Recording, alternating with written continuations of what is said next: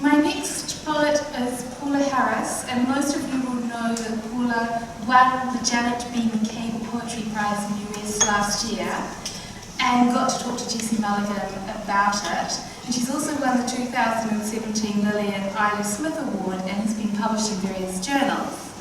Out this month, I think, with the US Press, Dancing Girl Press, is a book called I Make Men Like You Die Sweetly.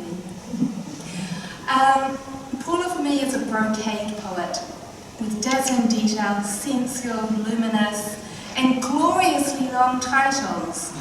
I only allow those who I dream worthy to share in my favourite chocolate. Your heart is still being weighed. Fabulous. So you can actually read that poem online in Barron, and I highly recommend it. Please welcome Paula.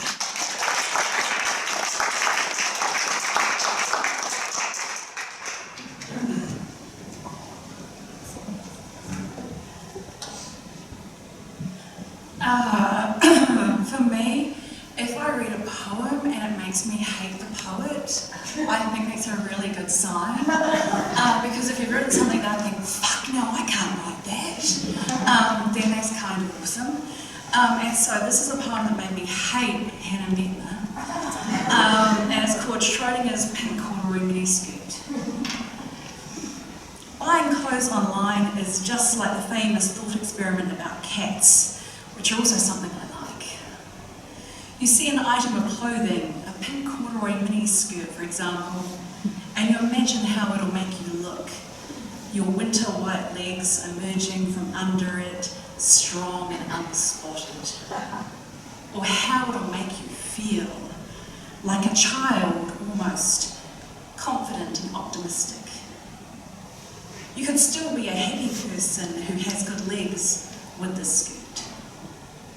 You take your measurements and wait for the mail, which is a thing you don't have any patience for at all. In that 7 to 10 day delivery period, which is usually longer, both you and the skirt both exist and don't.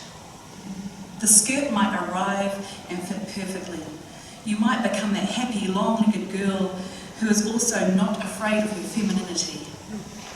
You might become Liv Tyler in Empire Records. You might buy a black diamond nail polish. You might move to an apartment in Paris with parquet floors and a clawfoot bath and a balcony with potted herbs. You might fall in love, which is another paradox in waiting. When you're getting to know someone, you're just getting to know them. You're not necessarily falling in love. But by the time you realise you love them, it's already happened. What if it's already happened and I'm too busy buying clothes on the internet to wear next time I see you to notice that it's happening? We'll look back one day and you'll be like, that's when I knew. And I'll be like, that's when I was waiting for my pink corduroy miniskirt to arrive. Oh no, Clay, that's a brilliant poem. I really hate her for it. I'm really glad after your intro that I decided to change my poem last minute. So this has got a long title. My longest title poem is 152 words for the title. The poem is 5 words. This one is not that bad. This one, the title is 83 words, and the poem is 32.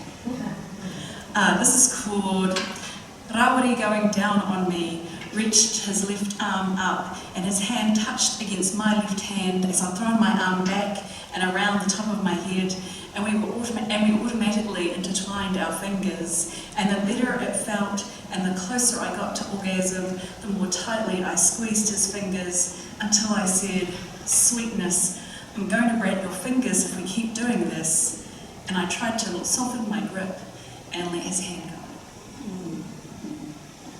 And he paused briefly and said, it's okay, you won't break me, and kissed the inside of my thigh, pressed the spaces between our fingers tighter together, and gently squeezed my hand.